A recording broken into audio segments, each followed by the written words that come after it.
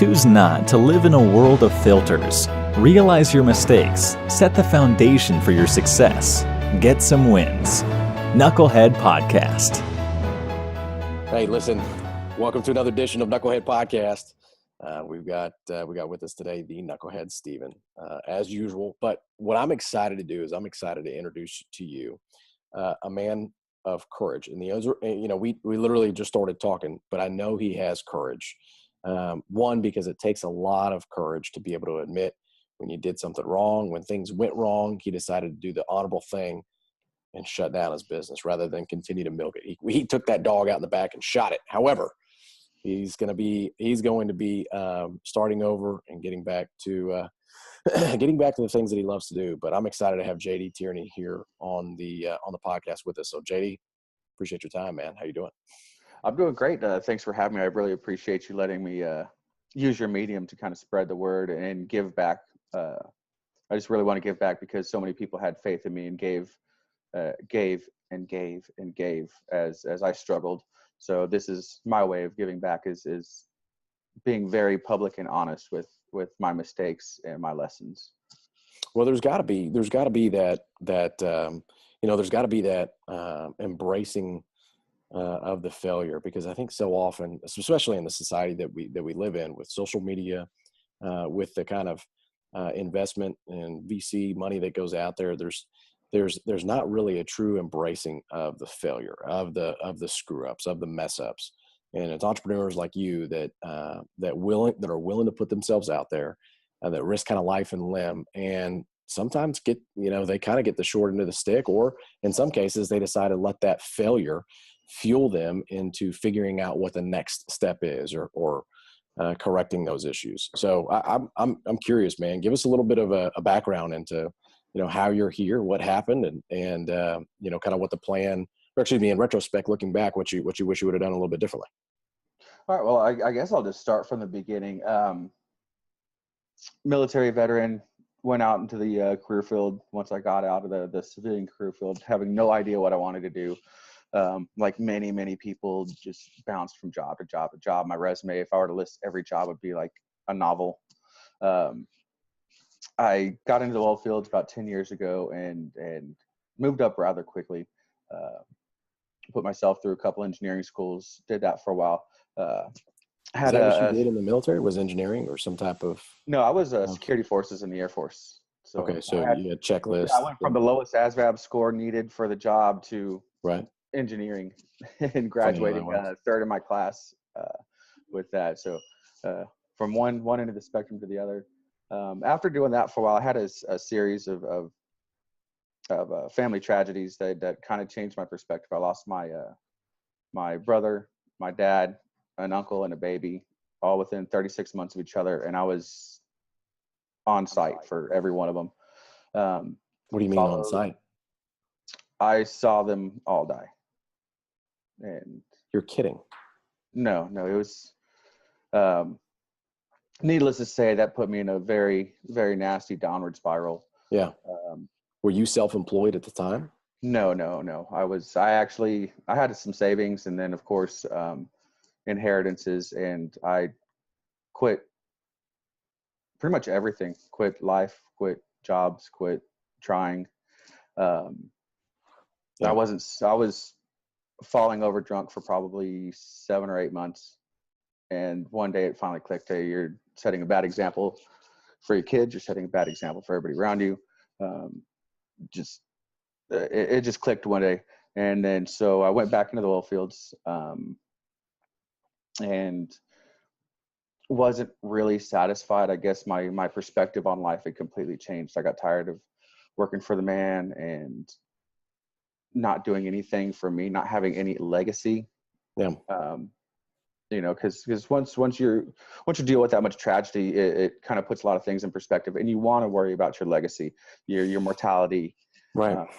Right. Well, you're reminded because you lose the things that are most precious and valuable to you. I mean, the loss of a baby and a sibling.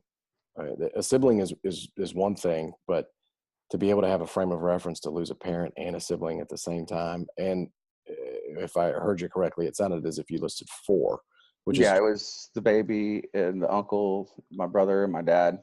man. It was 35 months time frame from the first to the last. So that had to, two things happen when I've seen tragedies like that, or what I've heard and what I've witnessed. One is people play the victim card, right? And second is people learn how to leverage those loss of relationships to eventually come to that breaking point that it took you 6 months to come to. But what was it that was clear and concise that caused that switch for you? That's where some people who are maybe in the midst of a tragedy or a hard time right now, what was it like? Think back to that 6 months. What was that switch? What was that turning point for you? It just wasn't fair to my wife and kids the way that I was. Okay. I was just setting a very, very poor example for my older two boys that at the time they were 4 and 7, give or take, Yeah. at a very, very, very impressionable time. And I didn't want them seeing that my behavior and substance abuse, and don't get me wrong, I still drink, but it's just not to the excesses that I was at the time. It's not, Sure. It's not one of those cases, Yeah. but it's using it the way I was, the rage, I had some severe rage and anger issues going on. And when I saw one of my sons throw something and throw a tantrum, and I'm like, holy crap, that's me. Yeah. Like, yeah, you need to straighten up and press forward.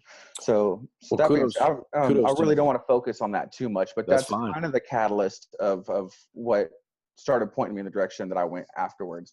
So I went back into the oil field, took a job with a really, really good company, family oriented. My youngest son was born. He spent 4 hours after he was born, he went to ICU, spent the next 2 weeks of his life in pretty much where we couldn't touch him, anything like that. Didn't know if he was going to live. Luckily, this part of the story is where everything's happy.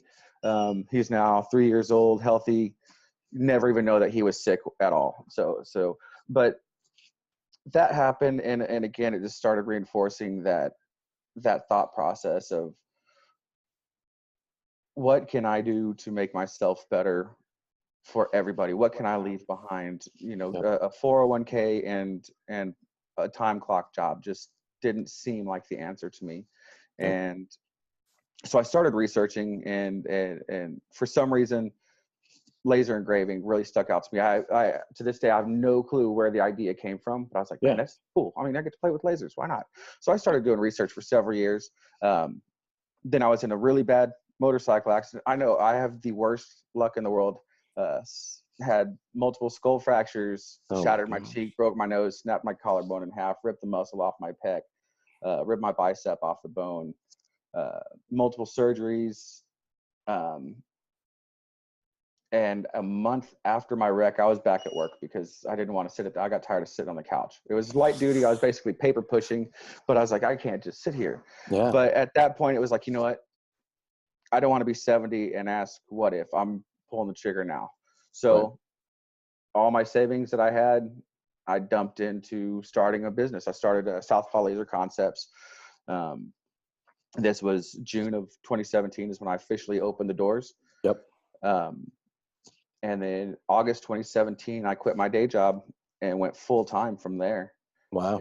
And it was just a series of about 4 years of just horrible, horrible luck and tragedy and overcoming that just made me say, you know what, screw it. I'm just going to do it.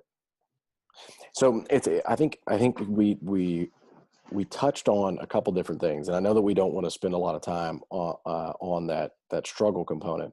And I agree with you. I mean, you can't really look forward if you're always constantly looking backwards, right? You can't see the windshield in front of you if your eyes are fixated on that rearview mirror. However, I think that rather than figuratively go through this, examining and unpacking some of these decision points are important for somebody else who may be in the midst of that. They may be 5 months and 11, 3 weeks and 6 days into that moment and about ready to experience what you experienced tomorrow, right? They could be listening to this and going, geez Louise, something's not working here. And it was that decision that it sounded like you took the responsibility and decided to press forward and move past looking backwards, which is what don't be beta means. It's very easy to look to a leader, right? Or to look to somebody who's setting an example and follow them or do what they say and be dogmatic about what it is that they tell you to do. But rather than using your own brain and deciding, you know what, no, I'm going to leverage the skills that I've developed. I'm going to leverage the experiences that other people have taught me. And I'm going to go out there and I'm going to risk it. And I'm going to make a calculated decision to go out and put my best foot forward. And that's what you did. And that's the lesson that I think that a lot of people can glean from that experience. Do you agree? To some degree, I wouldn't say that it was the most calculated of decisions. Okay, all right, that's fair. Highly unprepared. Okay, all right. Which is why I closed my doors. But a lot of it was emotional. There was some calculation to some degree. Sure. But a lot of it was calculated ignorance. There was so much I didn't know. And even though I was researching for 2 years before I did it, in hindsight, I was researching a lot of the wrong stuff. Okay. Well, that's part of the process, right? I mean, look back on it 10 years from now, when you rewind the clock back and you look at this period of time, you'll be able to say, hey, you know what? I took a risk. I crashed and burned, yet I learned, right? And that's the lesson that a lot of folks can either decide to apply to their life right now, listening to your story, or they can just decide, you know what? No, this is just entertainment, and I'm going to strictly going to keep it as is, and I'm not going to decide to move forward, because they could have, decided to cash in their chips and just be done with it. But what you decided to do is put your boots back on and get back to work, because that's what you're doing right now, right? Yeah. I actually, it was July of this year, went back to my old company that I was working for. They hired me back on with promotion. So I left on good terms. So sure. Luckily there happened to be a position and I got to take it, and still moving forward, still have the entrepreneurial mindset. I'm still working on other things, but good for you. It's definitely going to be a lot more cautious than it was the first time around. Well, you got to go out and we say get some wins, right? And to be honest with you, the reason why we say get some wins is because people, when they're in their deepest, darkest moments, or people when, like, for instance, I've struggled with mental health challenges, or not even understanding that you're putting people in compromised positions just because your decision making is so it's so foggy, right? You're confused when you're making like those steps. However, when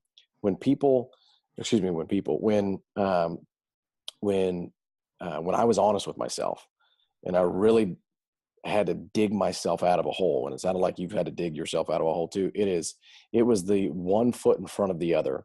It was the slow, small goals that iteratively started to develop the momentum necessary for you to actually develop the confidence and then competence to go earn the promotion that they gave you. Right? And now it sounds like potentially what your next business endeavor is. Yeah, I'm definitely probably 100% not going to open a business related to the oil industry. Yep. Unless I just happen to do like an apparel line just for fun. Yeah. I've toyed with that. Rig up or something like that, right? Johnny Hendricks style. Yeah. I'm just kidding. But yeah, I think a lot of what you had just touched on as far as decisions and everything, even though I think it was very tunnel vision decision making. Right. Yep.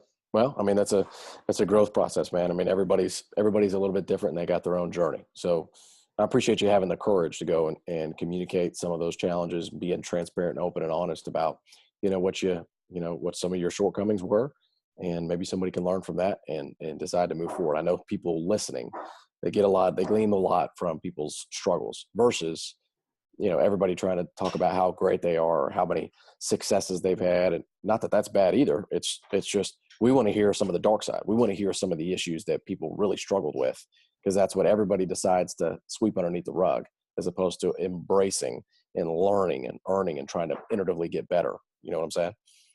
Yeah, absolutely. Yeah. Part of the thing, when I finally did make the decision to shut the doors, there was still a part of me that was hanging on, wondering how I would salvage it. And then I started doing a personal inventory and personal accountability list, and it just kept growing and growing and growing. And that's what it dawned on me. I'm like, and it's not that my business was failing.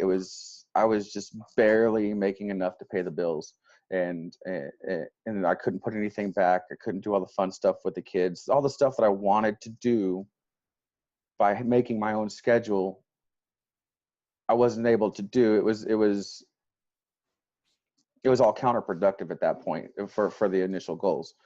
So that was the time I realized it was time to step away and reevaluate, after action report.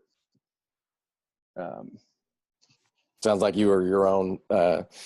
You were giving yourself your own remedial action on during your debrief. You went back and you looked at your after action report and said, rather than give myself corrective action here, I think I'm just going to continue on the same course, which that's not a good idea.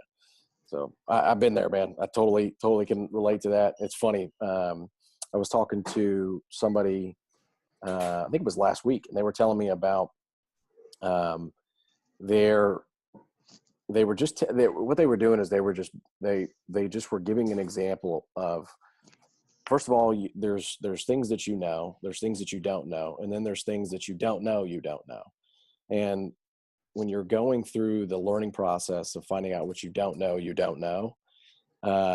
if you don't respond to that, or if you don't react to that, or if you don't go get perspective on that, you're dead in the water.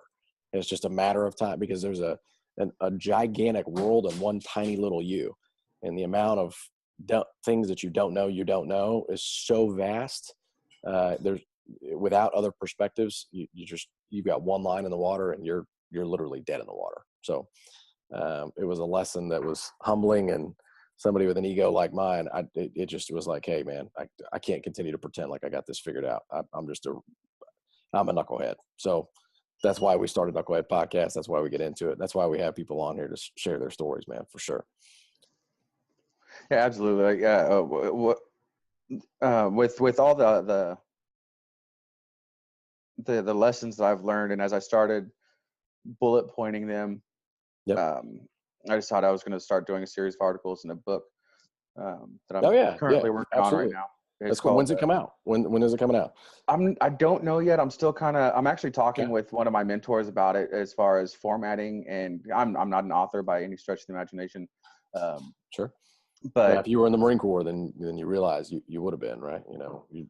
The Green Bible teaches you everything. The little boot camp. I'm just kidding. Yeah, it was a terrible attempt at humor. Okay, go ahead. but what you were talking about, as far as the not knowing what you're not knowing, one of the biggest bullet points, it's actually the second or third one on my list, is spending the money up front to save you money in the long run, which includes coaching, mentors, people that have been in the industry for, even if it's not your specific industry, just business in general, that can help you out with a lot of the things that you don't know yet. And when you were talking about that, it kind of jogged my memory on that bullet point there.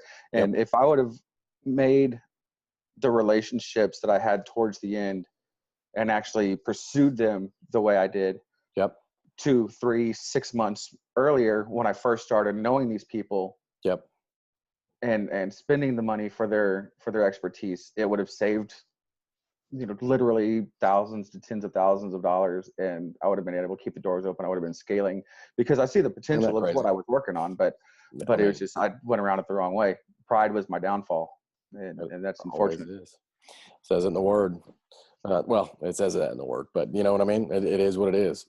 Sometimes you just got to fall on your face to learn. And then you got the scars to tell you the story. So those boys are going to be thankful for all your lessons. Trust me, you'll be able to pass it forward for sure. All right. So how can people get in touch with you? I mean, we want to wrap every podcast with a way that people can touch base with our guests. We want to know, because there may be something that somebody touched on that you heard it. How can people find how to get in touch with that bullet point checklist, or how can people find how to get in touch with you? How can people connect with you, and then we'll go from there. Okay. Well, there's 2 different ways that people can get a hold of me. You can just get a hold of me through Facebook. Cool. JD Tierney, Tierny. And my personal email address is jd.tierney, the number is 1979 @gmail.com. Okay. And I'll be more than happy to just give this information out up until I release the book. And then of course I'm going to try and make a little revenue off of it. But I had so many people just give and give and give, just freely give me information that I feel that it's the right thing for me to do to pass that information along.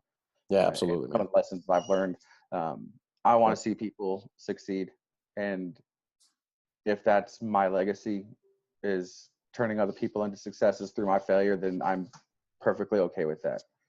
That's awesome. Well, I mean, it goes a lot it says a lot about your character. It says a lot about the things that you care about, the things that are important to you, the integrity that you have, JD. So appreciate you being willing and being humble to come on the podcast, share that failure, share and being humble in those learning lessons. So listen, we encourage you. We encourage you there as listeners that JD just gave you a couple different ways that you can touch base with him.